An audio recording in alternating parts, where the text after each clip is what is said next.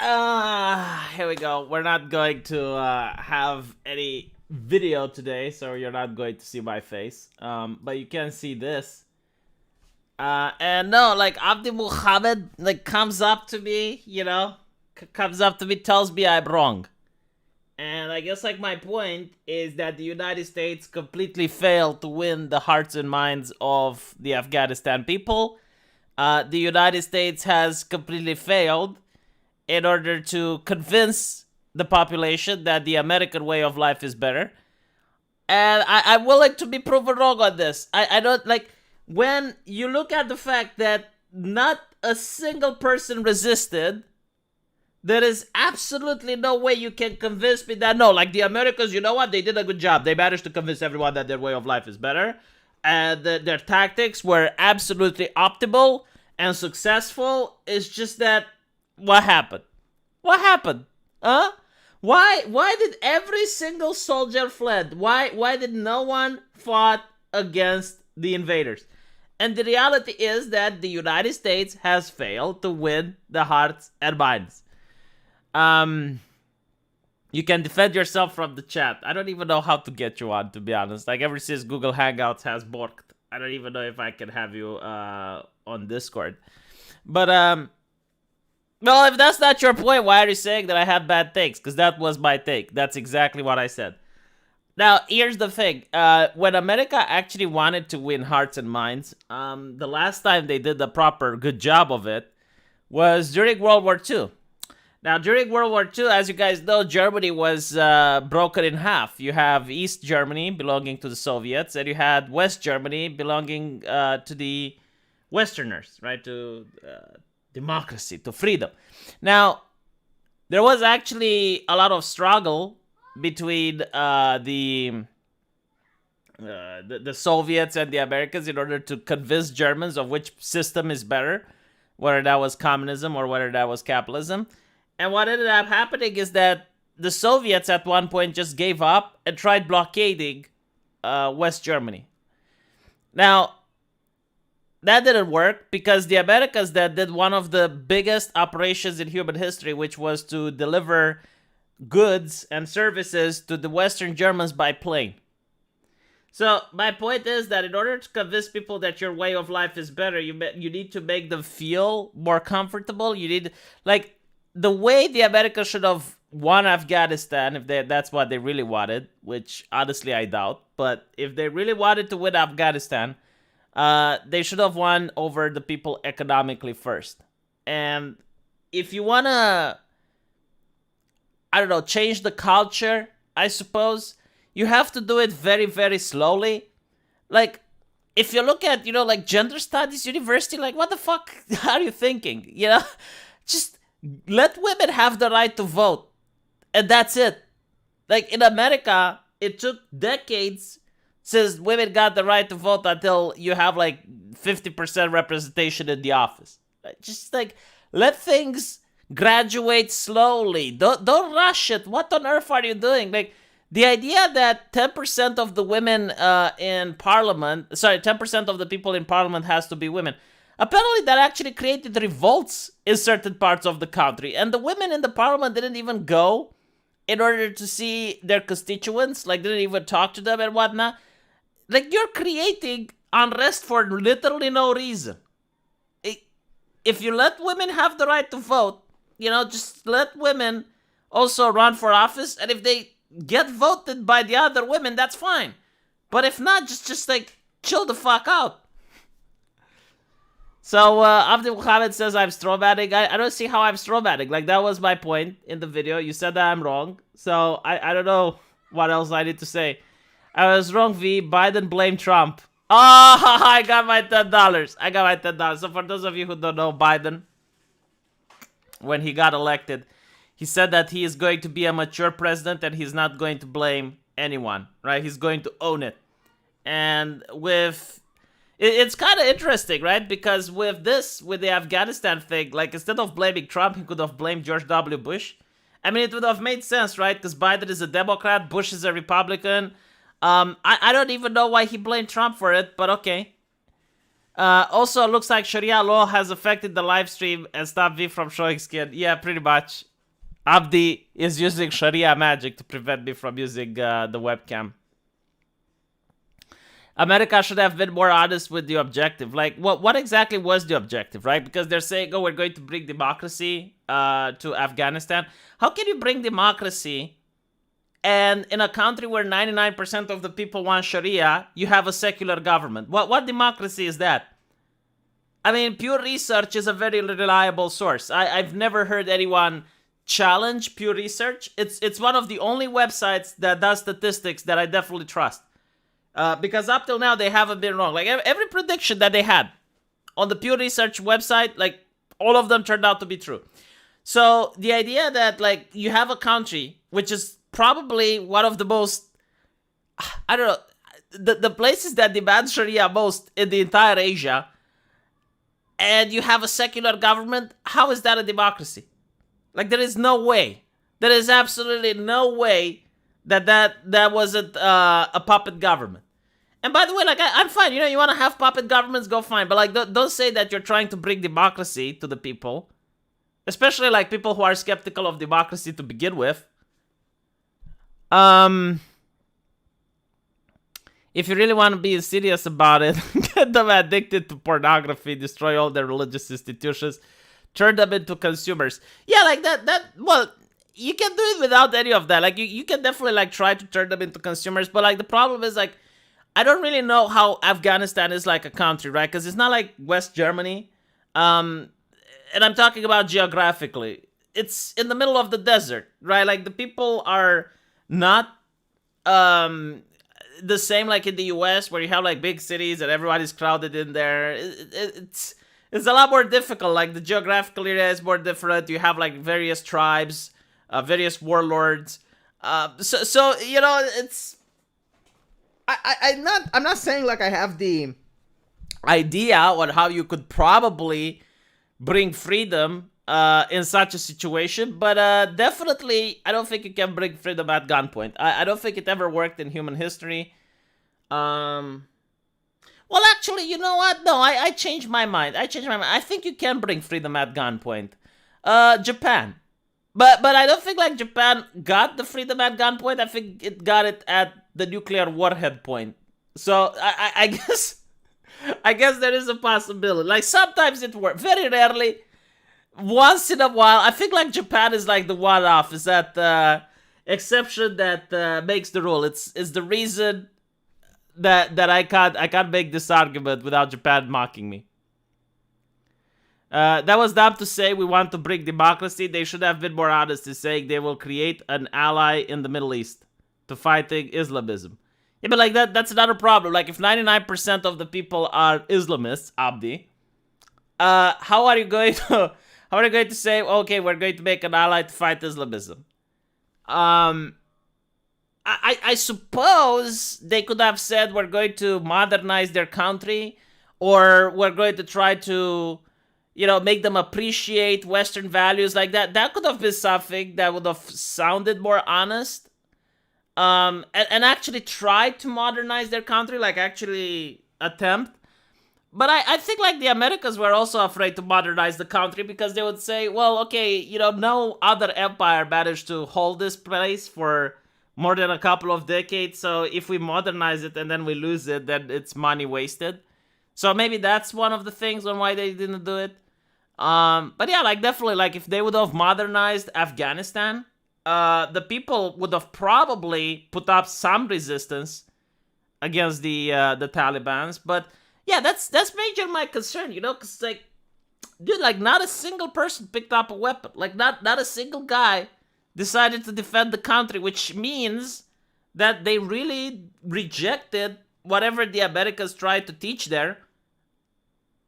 Right? Like, and I also spoke with some people, some Americans that served in Afghanistan, and what he told me about the Afghanistan military was, like, more like pirates kind of thing. Not in the sense of, you know, like, water pirates, but more like the way they were doing things was by consensus. Like, the captain wasn't the one getting to decide things. Like, it was mostly like the army was kind of, quote unquote, having fun. Like you would have soldiers that would ask so that they can be so that they can be free for the next 3 months to go back home and plant their crops and shit. And if you didn't let them, they would get really angry. It was more like a dysfunctional World of Warcraft guild than an actual military. So that costed $1 trillion, by the way. That was expensive as fuck. America should have stayed there for a long time and taken over the country and then ruled the place till it became more Americanized. Yeah, but like, if there's no political will, see, you say that, Abdi, but if the American people have no interest in doing that, like, I mean, maybe the American politicians do, but like the American citizens don't, because the left and the right, they're sick and tired of the never-ending wars. Almost everyone from America probably knows a guy that was affected by this war, right? So for the Americans, it's not really cool. Not to mention, like, American ideology is against imperialism now, right? Like, the American left, they hate imperialism.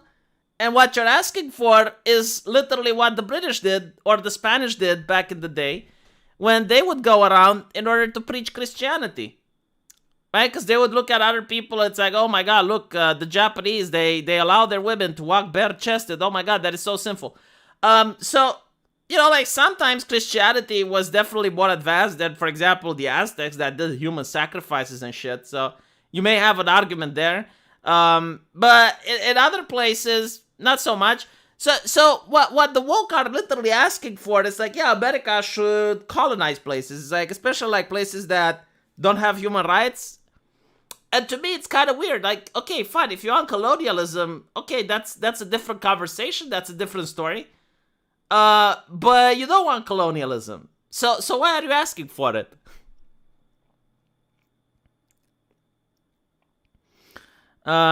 America left doesn't hate imperialism. They want biggest government they can.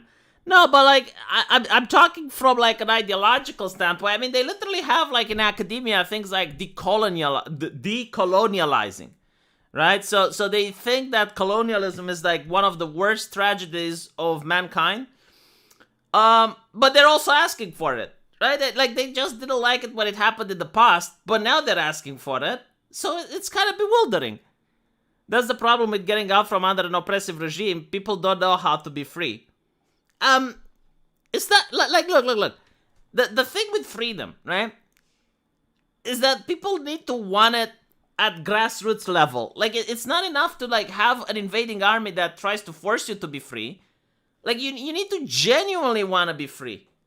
And I just don't think, like, from what I'm seeing, according to the Pew Research data, where 99% of people want Sharia, like, they genuinely don't want it. So how can you force them to have it? America literally lost the second war on pronouns. They lost both Vietnam and Afghanistan internationally. So it's not like losing the war that's the main problem. I mean, it's more like the way they lost it, I guess. At least with Afghanistan, at least with Vietnam, I kind of understand it. It was a major geopolitical area. Like, if the Russians managed to take it, that would have been bad. But apparently, like, the Russians didn't take it either. So, like, they wanted to stop the spread of communism. Like, they had more of a thing with Vietnam. So, yeah, losing Vietnam was definitely a slap in the face. But, like, this didn't have to be. Like, they never had to go into Afghanistan. That's the thing. It's like, okay, well, 9/11 happened, and there's, like, some terrorists. Okay, fine, like, go in there, take care of the terrorists, send a message, and then get out. Like, why would you stand there for, like, 20 years? Reminds me when Russia went into to fight ISIS, I believe in Syria. Like, ISIS was getting really close to a couple of key objectives, and Russia went in, bombed ISIS, and then went out. And everyone in the American media is like, oh, why is Russia pulling out? It's like, well, because they did what they were supposed to do.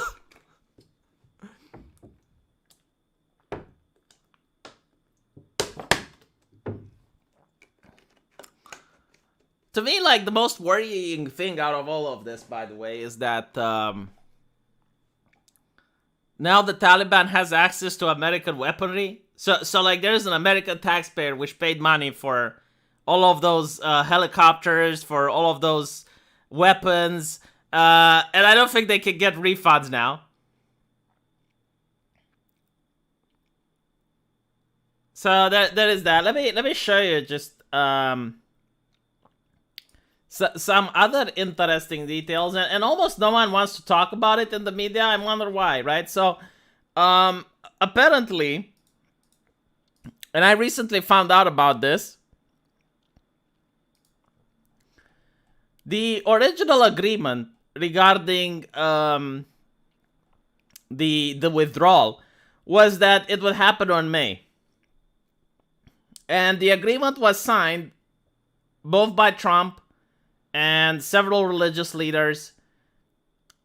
And the problem with the Biden administration was that they made the agreement okay, sorry, my bad. I was searching for the article. I found it now. Right. So the initial agreement was that America would pull out in May, and it was signed by Trump. It was signed by the Taliban. It was signed by the religious leaders in that area. Right. So the problem comes with Biden, who goes like, I don't want to pull out in May. We're going to pull out on September 11. Why? Because, well, it will make it look like he is the one that brokered the peace. And it's kind of symbolic, like they went in on September 11th, they go out on September 11th.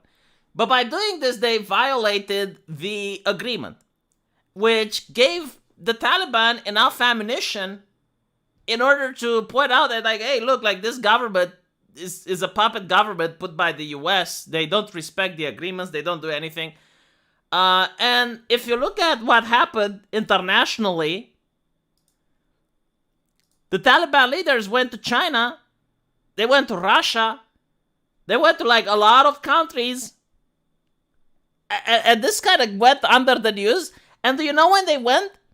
In June and July. So literally after May, like after the agreement was broken, they took a trip to China, they took a trip to Russia, they took a trip to, I believe, like Pakistan, if I'm not mistaken. Right? So what do you think those trips were? What do you think they were for? It was probably like, hey, if we take over, are you guys cool with it? Will you recognize our government if we do it? And by the way, like what's also interesting, if you look at the Taliban right now, like unlike ISIS, they're very willing to talk with reporters, and they're saying all the correct things. Like they're saying what the reporters want to hear. I don't know if they're going to follow through or not, but they seem to be, it's like, oh yeah, well, we're going to pardon everyone, and we're not going to punish people, and blah, blah, blah, and we're going to have like a representative government, and yada, yada. Like they're saying literally what the reporters want to hear. The American way of life is better. We had no real objective in Afghanistan. Yeah, but like the way of life is usually applied to the type of nation that you're governing. So, for example, like Switzerland way of life is really great. They usually have referendums on everything. From what I understand, like if you want to become a citizen in Switzerland, I might be wrong about this, but my understanding is like the people in the city or the neighborhood that you're moving into have to agree. So, like, they put it up to a vote. Like, almost everything in Switzerland is being put up to a vote. Now, you can have this in Switzerland because it's a small population. It's not a lot of people. You wouldn't be able to have the same system in the United States. So what I'm trying to say is just because, like, a country has a better way of life, that doesn't mean that that way of life could be applied to a different nation. Right? So when you look at Afghanistan, when you have, like, a country that is literally built for guerrilla warfare, where you can be attacked by some warlords, and by the time you want to retaliate, you can't find them because now they're hiding in caves and bunkers and shit. Yeah, I mean that would be a problem, right? So it's a lot difficult to bring law and order in such a place, and without law and order, you can't even start building. So probably they need a different way of life. Probably they need to do things differently. The tyranny of the majority, I refuse that if I was Swiss. Well, it's they also have like constitutions and things you can't vote on. It's not really the tyranny of the majority. Like from what I understand, like not a lot of Swiss people live Switzerland because they're upset about the tyranny of the majority. I know a lot of people that live nations under Sharia. I know a lot of people that live communist nations. I don't think like there's a lot of people that live Switzerland because the tyranny of the majority. We should have listened to Ron Paul in 2012. If only he won president and left us all alone. Didn't Ron Paul get censored on YouTube recently?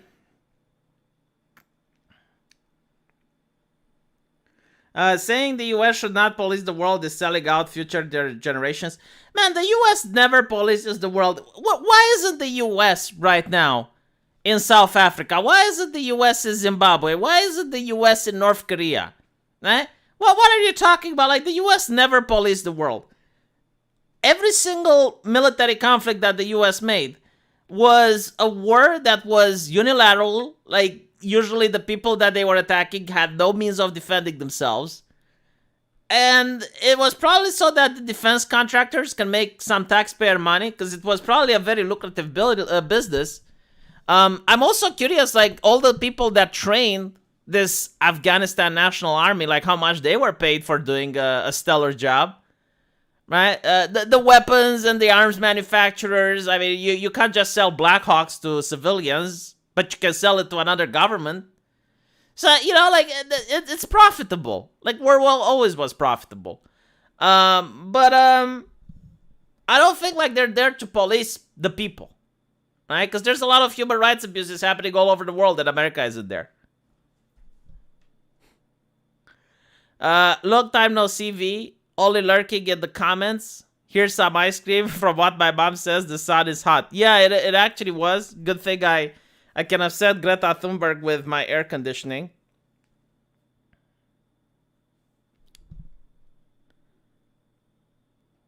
Let's see if Abdi Muhammad said anything. They gave women the right to vote in the 1979s. Okay, well, if they gave women the right to vote, then what you can do is, like, try something else that's minor. Try, for example, having women not have to wear a burqa, or have, like, companies that are state owned, like, have position for women only, right? Like, you need to start with very, very small things. You shouldn't brute force it. Like, what the fuck? Like, 10% of the government has to be women. That is just way too progressive. I don't think even the US has such a law, right? Like, that is just incredibly left-wing for a nation that is as conservative as Afghanistan. For your information, Pakistan provides weapons and trainings for the Taliban. If I remember articles from 6-8 years ago, it was estimated that 40% of the Pakistans sympathize with Taliban. Yeah, and you know what's even weirder? Because if I'm not mistaken, like, the US and Pakistan is allies, like our allies, and Pakistan is also in the Commonwealth. A little bit of a conflict of interest there. But yeah, no, you're absolutely right. But I at this point, I wouldn't be surprised if the Taliban got more weapons from the Afghanistan National Army than they got from anywhere else. Oh, it was about Switzerland. Oh, my bad. Okay.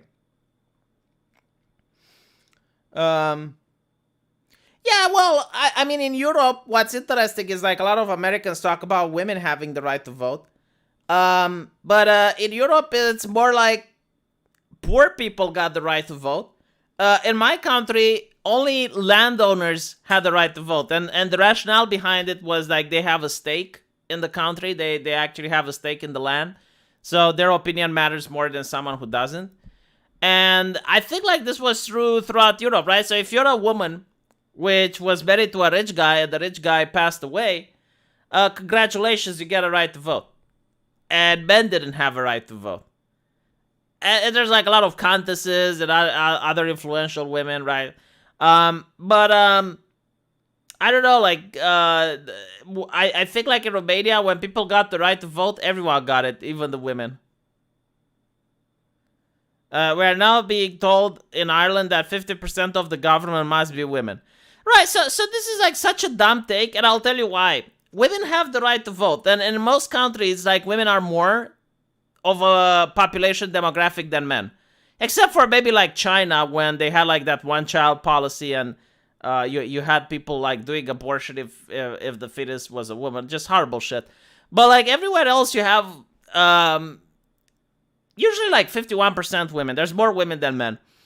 And women have a right to vote, right? So if they genuinely wanted women in positions of power, like, they would just collectively unify and vote for those women. But like, the reality is they don't.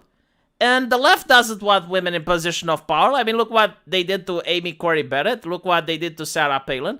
They really don't give a shit about women in position of power. They just want to use women as a vector to push their ideology. So basically, like, they only want like leftist activist women, right? Like, they only want like progressive women.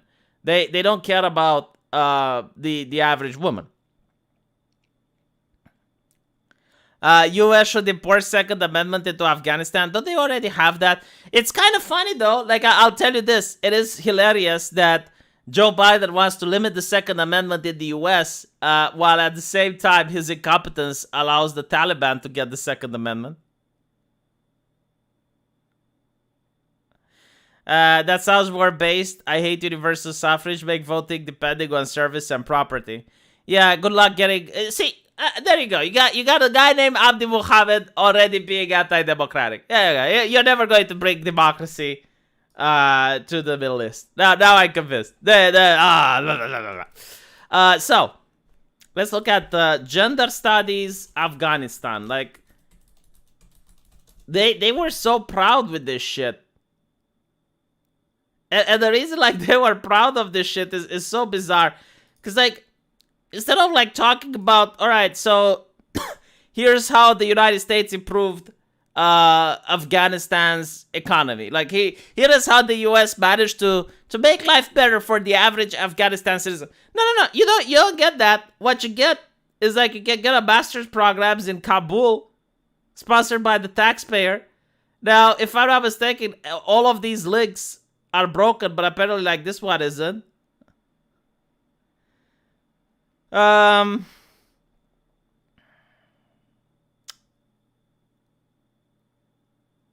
So let's see. You needed good grades to enter this shit. I mean, obviously, you can't have like dumb people becoming gender studies experts. By the way, it used to be women's studies, but then they considered that to be offensive, and it was into gender studies. They actually called it. So let's see. Holding bachelor degree. One of the preconditions the students to enter this program is to pass a special reading test, conducting exclusive interview with the candidates. Knowledge and service faculty. Hold on. Let me find an actual article, because they were talking about certain people that managed to get into it. Gender studies, Kabul.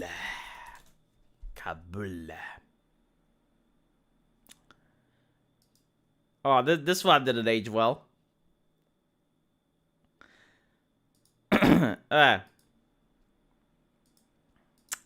From Kabul to Budapest, you can ban gender studies, but you can't silence us.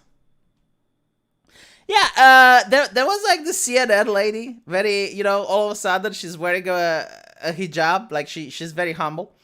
And like the angry Taliban men were telling her that she needs to move away, like she needs to stand in the corner because she's a woman. And I'm thinking, like, if they would have done that to her in the United States, should have like, oh my God, oh, sexist, but you know what she did in Afghanistan? Did you know what she did? She stepped back and moved away, right? And I'm thinking, like, maybe, just maybe, the reason she didn't mouth off there is because those people are genuinely sexist, and people who are genuinely sexist are scary, right? But people who aren't sexist, those are the people you can bully with false accusations. Because, like if it's in a Western country where you know that people don't want to be racist and don't want to be sexist, then you can harass them all you want. But in Afghanistan, if she was to tell the Taliban, oh my God, you're sexist, they'll probably, yes, we are. Now sit the fuck over there, American. Like that's an interesting thing. So anyway, gender studies is only pseudoscience for those who are too privileged and fearful to acknowledge the existence. Yeah. Go tell that to the Taliban now, Sarah. Go tell them that. Tell them this as they're shutting down. It's like, yeah, tell them that they're privileged. See how that works out.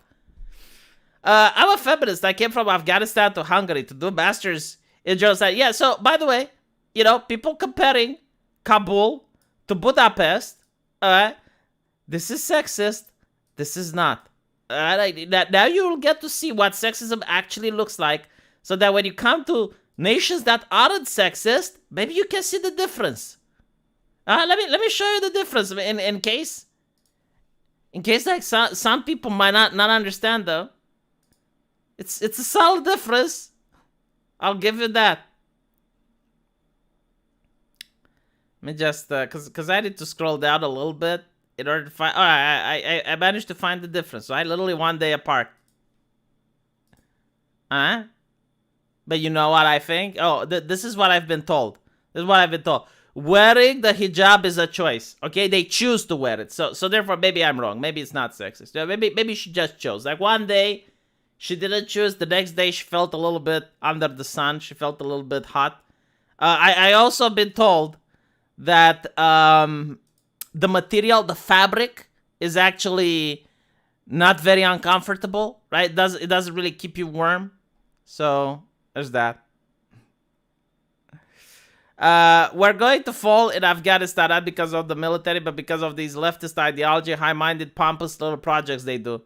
It's the same reason Detroit and Chicago is as bad as Afghanistan. Right, so like, again, I don't know if this is the case, right? Like, I don't know if the ideology really pissed people off. But it definitely didn't help. That's my point. It didn't help. And again, like, you find out that there was riots. Like, riots because of the fact that they forced, like, 10% women into the government. And it's like, why would you do that?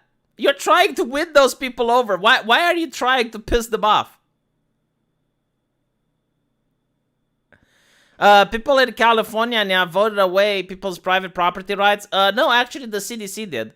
And if you know anything, like, the CDC is not an organization that's supposed to make laws. Like, what the CDC is supposed to do is it's supposed to gather information and statistics about diseases and then publish them.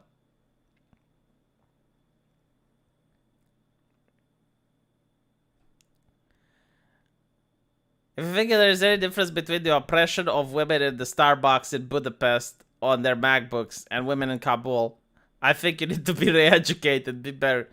Yeah, no, like, honestly, the only interesting thing that came out of this is that now you actually have, like, because a lot of people are, keeping guys on Kabul and they're keeping guys on Budapest, right?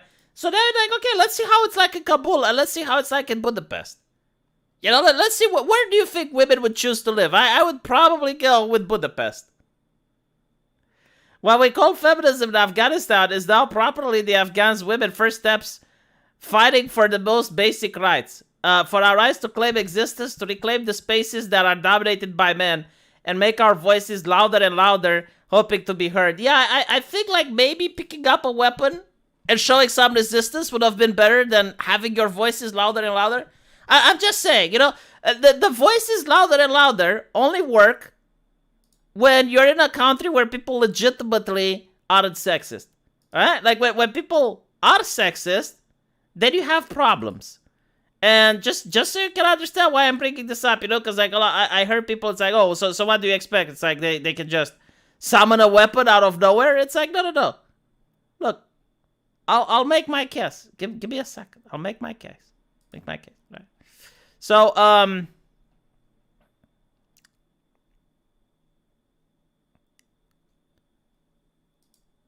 This is apparently a thing. Like, 10% of the army was made out of women, right? Look at this, alright? Now, obviously, 10% of the women wouldn't have made the difference. But I'm willing to bet that even if 5% of them started fighting, they could have encouraged other people to join. I'm just saying, like... There have been points in history where very few men managed to make all the difference. Just like a handful of people managed to turn the tide of a battle. And I would have said, yeah, you know what? Like, they fight for whatever. But The problem is they didn't fight, right? Like they don't fight. Like they just want it handed to them. Obviously not all women, but like the ones that are the activists. Leftist projects are based on realistic goals, but virtue signaling got best. Indoctrination, they can't conceive anyone would disagree unless they're stupid. Look at Aiden Paladin new videos. It's status symbol and groupthink. Man, like I think you might be right. But like when you're reading this article, right? It makes it sound, yeah. It's like, oh, women are finally fighting for their rights.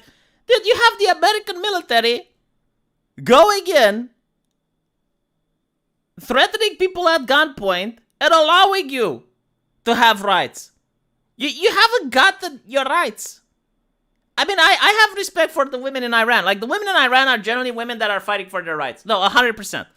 Like, the women in Iran, taking off their burqas and getting arrested, getting beaten up. No, those are women that genuinely fight for their rights. Like, 100%, I would say, yeah. Like, that is happening there. But, like, what I'm seeing here is a privileged woman who goes in a country that's under American occupation, and she's talking about how she fought. She didn't fight for shit. That's not fighting. I came to do my master's degree in gender studies because of a personal anger. Wow, so notice how doing a university isn't because you want to have a job, like you need a career. Like, this is what taxpayer money goes towards. People who are angry people. Okay, that aren't. So like when you go to a university, why not go to STEM so that you can complain less about women being STEM? That there will probably be like look, if you were a doctor right now, if you finish like medical university, and then shit goes up and it's like, oh my god, the Taliban's are coming, that's fine. You can literally go almost anywhere in the world. Like, doctors are needed almost anywhere. Like, as long as humanity lives, there will be a need for doctors. So if you're a good doctor, you could just leave. You could go to another country. Because of the many gender-based discrimination that I grew up with in Afghanistan and all the intersecting oppressions I had to face as a refugee, okay. Studying gender studies is extremely important because there is a big gap that needs to be filled in Afghanistan's academia, especially in the gender studies field. From the surface, the world seems to care about Afghanistan women and marginalized voices, but they equally contribute to the problem that Afghanistan women continue to face. Okay, the world just abandoned Afghanistan, alright? So, you can't complain about it anymore. Like, literally, you can't. Outsiders push the marginalized more into margins through the way they identify and present these women. I was angry because of how Afghanistan women are seen and represented in the world through Western savior gaze. Okay, the West is not saving you. Like, honestly, like, reading these articles from 2018 gives you such a new perspective. It's like, oh my god, no, the West savior. Okay, the West pulled out. You didn't save yourself. Like, you could have gone back and help your sisters, motivate people in order to put out. You didn't. The knowledge, news, and reports that are produced about women in Afghanistan is either being victims or saved. There is no real neutral image. Everyone is fuels by fire. If I wish to collectively anger with this necessary tools and knowledge, maybe you should have gotten to the military instead. You'd have made much more of a difference. Like gender studies doesn't work well against the Taliban. I'm just saying. Historically speaking, I don't think you're going to find it very effective. Coming to Hungary was not easy. I had to travel to Pakistan twice to get my visa. And then the gender studies program was banned in Hungary. By the way, gender studies was not banned in Hungary. I really hate this talking point. You can still have like a private school and teach gender studies in Hungary. What they did was they stopped funding it with taxpayer. Why do you need the taxpayer money to fund this? Why can't you fund it yourself if it's such in high demand? If people really want to join, you could start a private university. Hell, you don't even need a university. Like, all you need is an amphitheater, some benches, and a professor. That's it. What's terribly shocking and saddening. Oh, wow. When I came to Budapest, I found it to be calm and beautiful city. But one that constantly reminds you of your skin. The pigment and melanin that perhaps you didn't have seen before because you come more visible. This is absolute bullshit. Just so you understand. Like in Romania, no one is going to remind you of your fucking skin. I mean, maybe. All right, no. I'll take it back. If you're like, let's say you're a black person, but not like brown, but like incredibly black. You know, like charcoal level. Okay, if you're that black, yes, like people are going to turn their heads as you walk past because they haven't seen black people before. I'm telling you, here in Eastern Europe, they think it's like, oh my god, did the Russians develop a new bioweapon? It's turning people black. It's like, But I'll tell you something else. You know, like my cousin went to India, and when she was in India, like she had little kids on the streets reach out to her, you know, wanting to touch her face. Why? Because she was white, and they just aren't used to seeing white people there. And a lot of people were asking her to take selfies with her. And apparently the reason they did this is because they can post it on social media and pretend that they have a white girlfriend, and that raises your status there. Right? So it's more like it's not of menacing thing. It's not mean-spirited or anything like that. It's just like people haven't seen the different races here in Romania, and they're like, okay, wow, that's interesting, and then they move on. But like, if you're so bothered by it, why don't you go to the US or some other multicultural place? Since I have come here, I can feel my skin every day. Yeah, well, I would probably feel my skin every day if I went to China. You know, I'd probably feel my skin every day if I went anywhere where I'm a minority. Like, that's just human nature. But like, oh my fucking god, like any inconvenience is oppression, isn't it? Like this is the problem. Why I think people who are into gender studies, they're not fun at parties. Like any slight, any sort of minor inconveniences, then the world that they perceive as the utopia, they're like, oh my god, this is oppression. So the Hungarian government published a list of approved master degrees courses from which the subject of gender studies was removed. We found out about 3 days later. All right. The removal of gender studies from the Hungarian accredited programs to me speaks about how the patriarchy is visible, alive, and guarded. Yeah, but at the same time, it's democratic, isn't it? Like, the people keep voting for Orban. Apparently, the people against Orban might be anti-Semitic and blatantly a little bit to the National Socialist side. But that doesn't matter because they're not Orban, right? So... I'm not kidding. Like, someone from Hungary, they need to tell me about it. Like, I heard about it on Fox News. You know, Fox News lies to people, so maybe... holy shit, a lot of donations. All right, let me go through them. Considering these people spend more time and efforts on these diversity projects than actually training fighters for the Afghanistan National Army should speak volumes. They assume they will never have to face any consequences. Honestly, I think it's more like the money was... laundered. Well, not necessarily laundered, but think about it this way, right? You're a defense contractor, and your company donated to the politicians, and then the politicians go like, well, since you donated to my campaign, you know, here's $1 million. Go train some Afghanistan people. It's like, do I have to do a good job? Nah. It's like, you know, we need to make it look legal. So here's the money in your pocket. Go and knock yourself out, kid. Just like train a couple of Afghanistani, you know, make them into an army. And, you know, if you're just paid to do the job and there's not any quality control to it, then obviously you won't give a shit. I can't wait to see all the Sigma male Taliban memes. Oh my god. Probably not, because like people don't read all the articles. Listen to soldiers, no accountability. Afghani soldiers would slack off all the time, playing in rivers. More coordination in American-funded college for gender studies and women than drafted soldiers. Yeah, I heard that as well. It's like everything they did was like group consensus. Like, hey, do you really feel like exercising today? And they're all like, nah, maybe.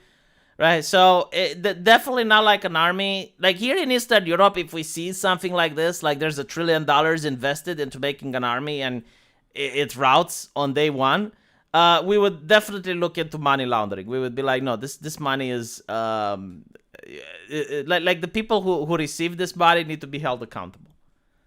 An interesting thing now is the woke have been forced to take ownership of their imperialist project. says, oh yeah, like here's another thing, right? The thing that I would definitely say it's a good lesson to learn from this whole Afghanistani experiment is that if people don't believe in the country that they're fighting, they're not going to fight. I think this is like the biggest issue, right? Like, why didn't the Afghanistani people put out resistance? It's because they didn't think that their life is worth risking for that country, right? Like they had no patriotism. They didn't believe in the nation. They didn't. And if you don't have patriotism, if you don't think that your nation is worth dying for, then obviously they're not going to. It's literally that simple.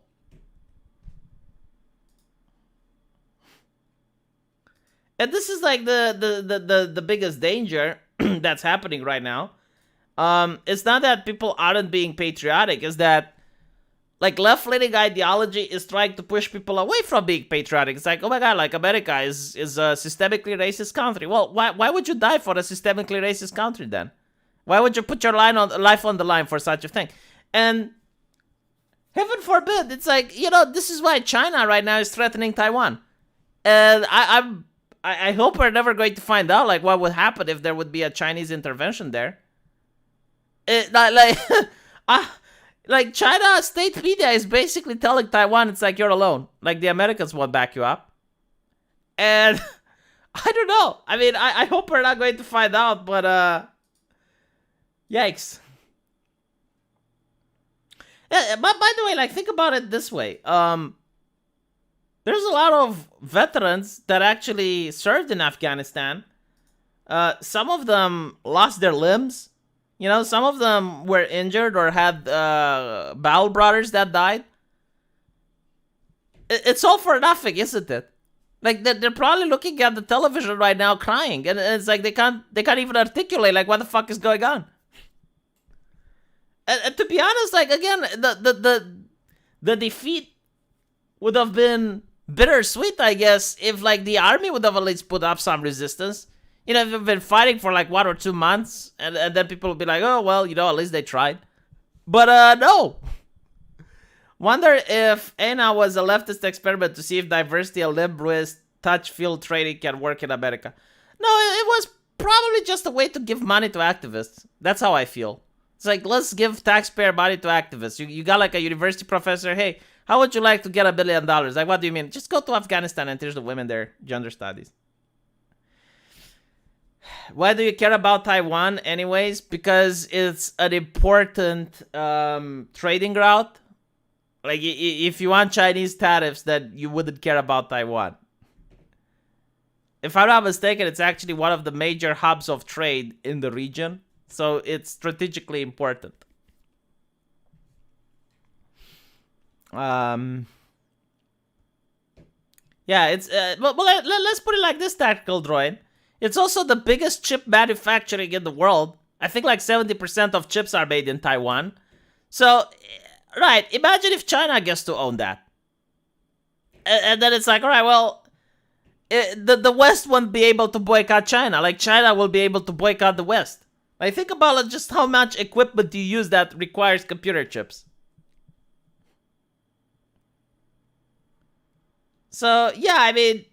I would definitely not like to see Taiwan fall into the hands of China. Man, look at like almost every single gadget you have. Like almost every single piece of electronic. It's either made in China or made in Taiwan. Important for who? We do most of our trading with China already. Yeah, and like how much reliance do you want to have with China? Like do you want 100% reliance? Like feel lucky, China doesn't set its eyes on Romania yet. But if you look at what happened with Australia, where the China controls their waters, they like literally the drinking water is controlled by Chinese companies, and like China can boycott Australia and fuck them really hard. Yeah, I would rather not. Yeah, I definitely don't think you understand the economical ramifications of this. I think you're only talking about it from an ideological standpoint. But if the Chinese people would do the housing bubble that they did in Australia, especially you as a person who bought a house would probably be livid. Well, but maybe you wouldn't because, well, you would pay the loans by then. But, like, your kids would definitely hate you for it.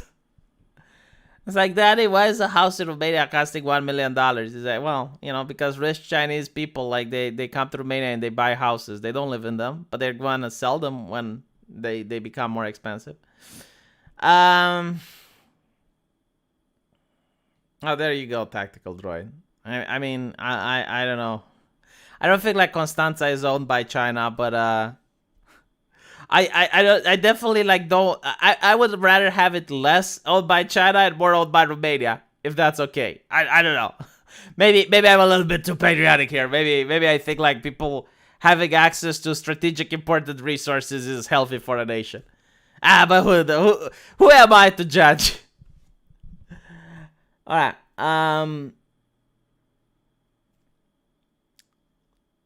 There's already a chip shortage. Of China takes Taiwan, it will be Chinese dominated. Yeah, like the price for the chips would also probably explode. But not to mention, like, when Chinese make things, like, they don't make them as robust as other people. So, like, all of these chips that are happening, like, they might be more faulty. Like most Chinese products.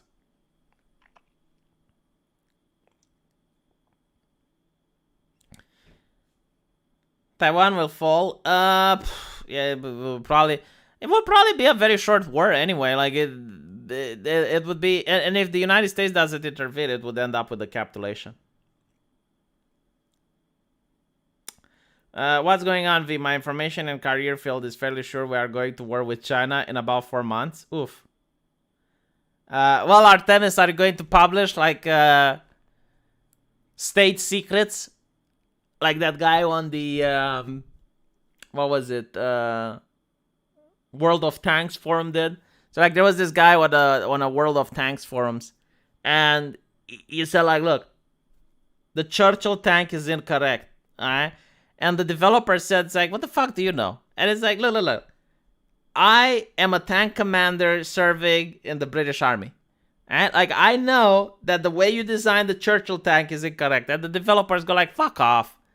And the guy, like, then shows them the manual for the Churchill tank, which is a state secret. So I guess, like, he won that debate. Unfortunately, the developers had to delete everything from the forums, and at the same time also had to contact the authorities saying, like, this guy is leaking state secrets. Oh, yeah, Word Thunder, my bad. And it was a challenge. Like that.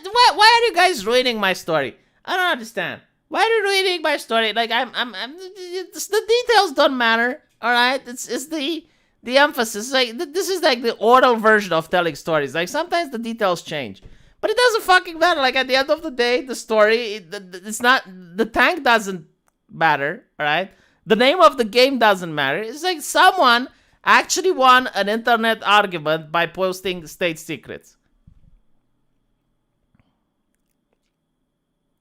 But now I'm curious, where do you work under, Artemis?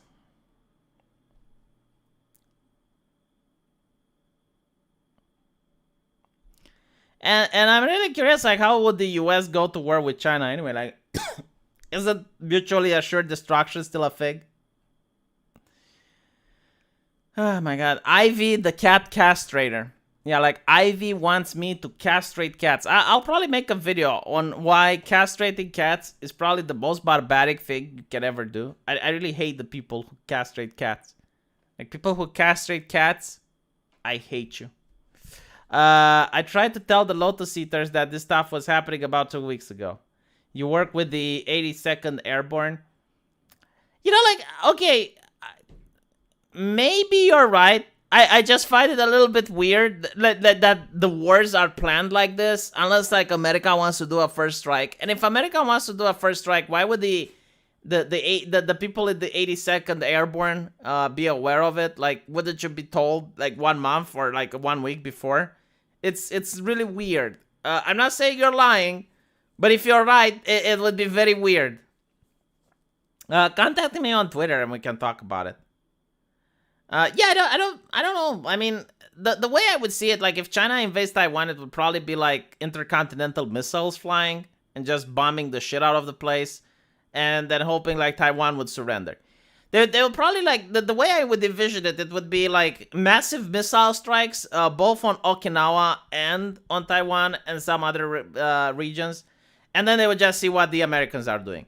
And if the Americans don't do nothing, then they probably expect Taiwan to surrender. That's how I would see all of these events play out.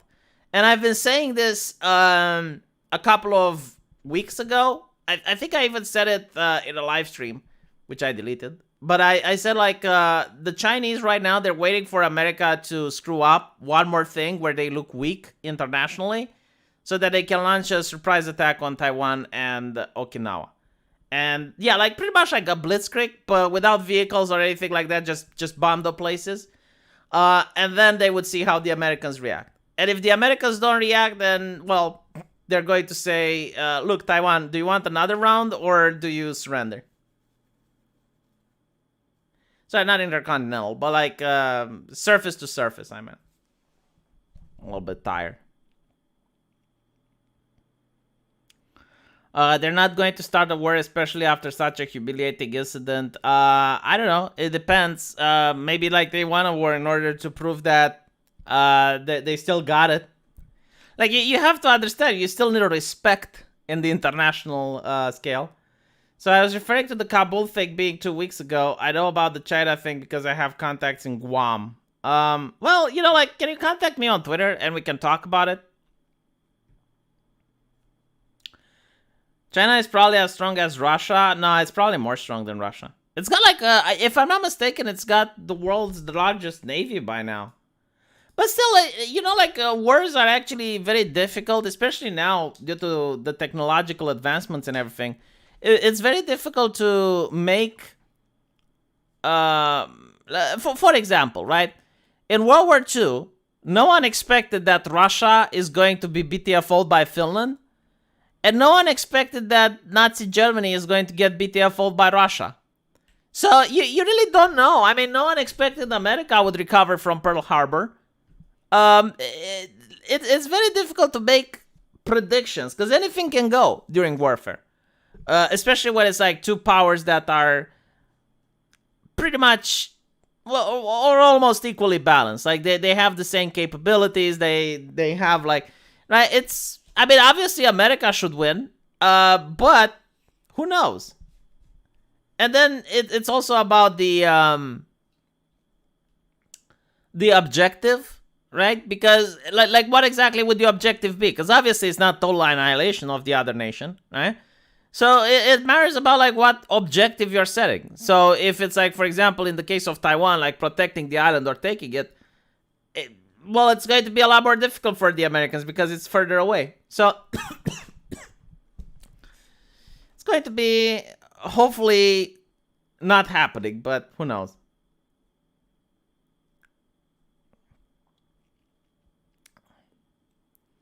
Finland that lost extremely fast. Let me show you how fast lost. Finland Russian war.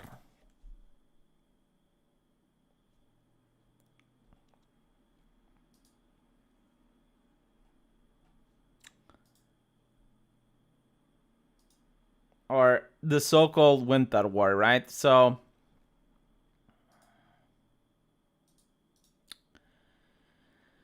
okay, we got on the Soviet side, we got 760,000 soldiers. We got 6,541 tanks. We got 3,880 aircraft, right? So this is compared to the Finland, which had, I guess the soldiers were outnumbered 1 to 2. They only had 32 tanks. I don't even know if you can count them compared to 6,000, right? 114 aircraft compared to 3,880, right? So like these are the stats. Like if you were playing medieval Total War, you'd probably click auto battle if you're Russia. Like you wouldn't even bother going into the campaign screen. You'd be like, okay, fuck it. Let's look at the casualties now. 25,000 soldiers dead or missing on the Finnish side. 167,000 on the Russian side. Um, 43,000 wounded, 200,000 wounded or sick on the Russian side, plus 61,000 frostbitten. So you need to I don't care who the fuck won. You look at this battle, the Russians got BTFO'd. Like, if they keep having Pyrrhic victories like this, there wouldn't be a Russia left, right? So this is why the Germans invaded, because they were like, come on, really? And one of the reasons for this is also due to the fact that Stalin purged the generals a little bit before this, right? So the generals seem to be important in a military. Apparently they do stuff.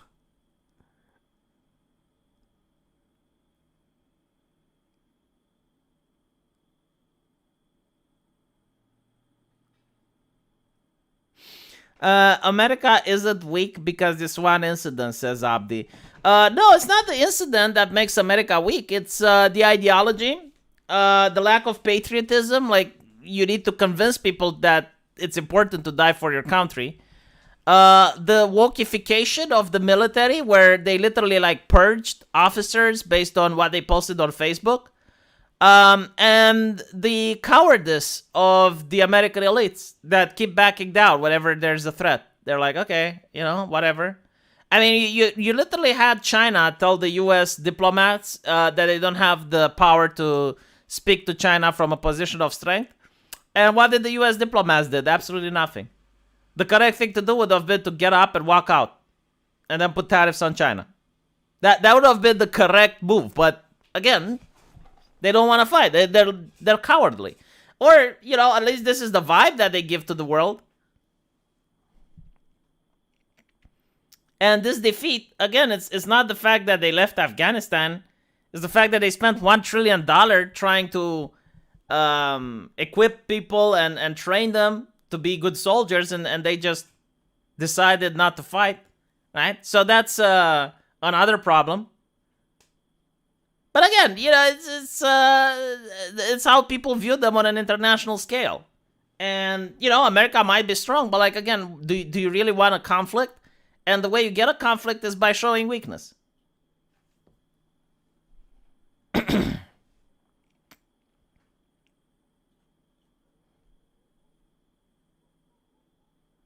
Biden wants China to win. See, like, the problem, like, people think it's like, okay, it's just Biden. Well, no, because, like, if you were to only have one person that is unpatriotic or is rooting for the enemy, that's simple to fix. Like, you can get them impeached. That's quite a simple solution. But it's probably more than Biden. Like, there's a lot of American elites that, get money from corporations that are multinational and also work in China, and they don't want to, upset China, because then China can nationalize their headquarters and shit. So there's a thing.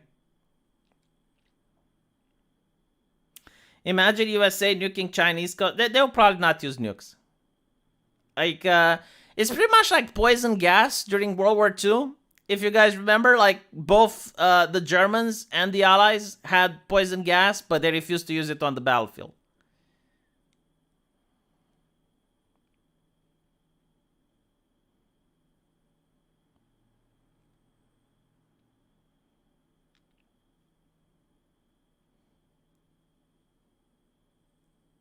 China winning is good for international trade, more slavery, more consumer products. Oof. America is the only country that has chosen to lose 2 words just because of democracy. I mean, it's not just because of democracy. It's also due to the fact that America relies on volunteers and people. And at the time, especially if I'm not mistaken, like during World War II, people were literally donating money for the war effort. So if people like don't want a war, then they're not interested in donating. They're not interested in volunteering. But again, like, this is the same system which allowed America to be the world hegemon. So I don't know. I mean, throughout history, people seem to be fighting better when they have a stake in the country they're fighting for. So that's an important thing as well. Like for example, the Afghanistan. You know, it's like, well, what stake did they had in the count? They didn't care, so they didn't fight. Yeah, war bonds. I actually remember the war bonds. It was like, well, remember reading about it. Let me see if I can.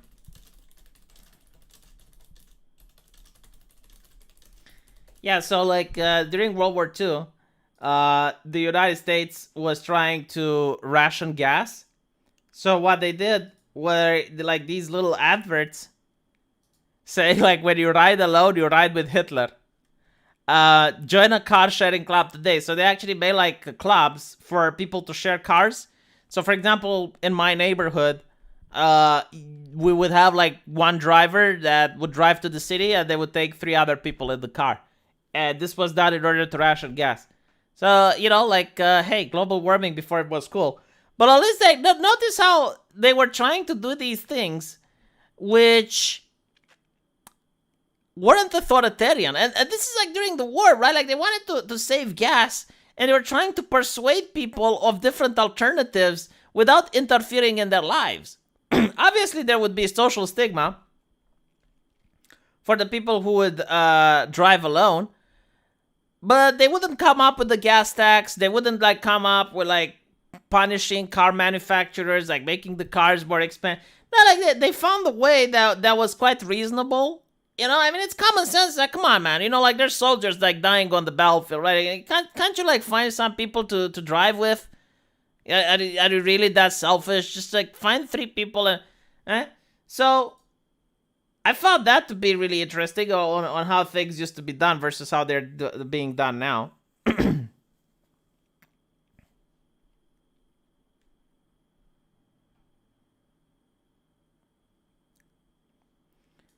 There's a lot of these. Oh my fucking god! I love this meme. When you're pirating MP3s, you're downloading communism.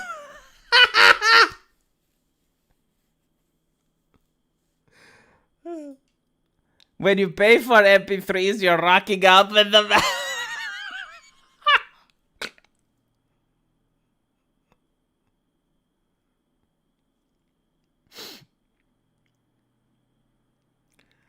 Oh god, that's so...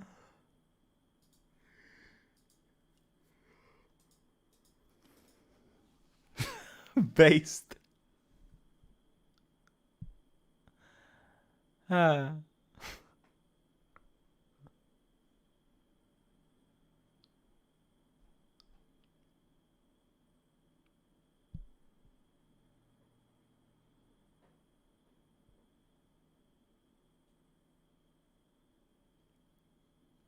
Yeah, they're legit cool. Like World War II posters are really cool. Look at this. Like these were actually in World War II, right? So this is the enemy. We're fighting to prevent this, and you know, like the enemy is crashing. What appears to be like, I don't know, a town hall, I guess.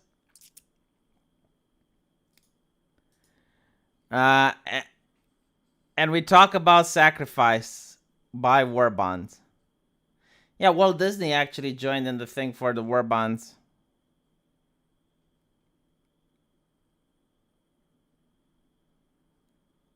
To halt a bus or tram, shine a torch onto your hand. I don't get this. I don't know. I'm pretty sure like there's a deeper meaning.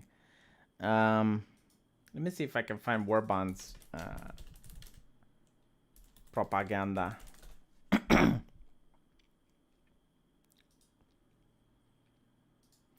This is how memes actually used to look like back in the day. Help crush the menace of the sea. Buy Liberty bonds. Oh, yeah, that's what they're called. Back the attack. This is like a really cool. Like they're using the war bonds as ammunition. I kind of dig this.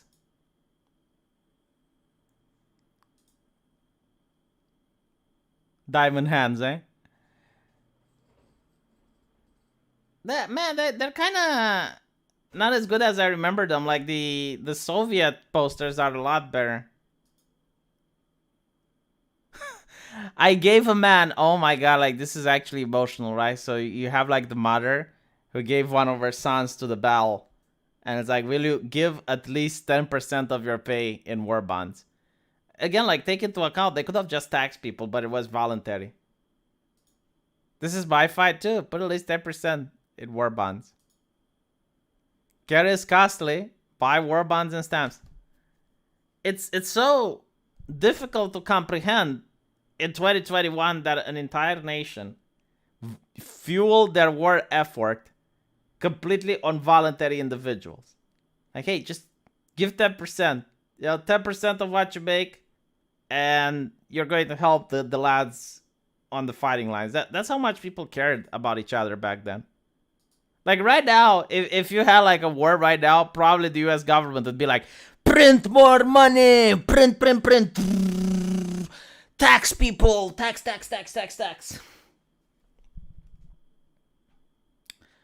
I don't remember the Captain America war bond scene.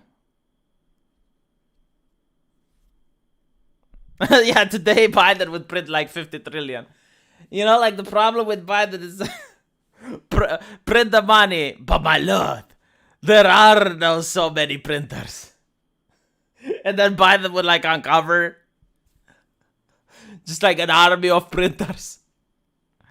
V, do you know why the Bagram Air Base was abandoned by the US? Why we weren't providing air support to the Afghan army? Well, if you contact me on Twitter, maybe we can talk about it. But anyway, right. I'm going to head to bed now. And thank you for the donations. Hopefully you enjoyed the stream. And I'll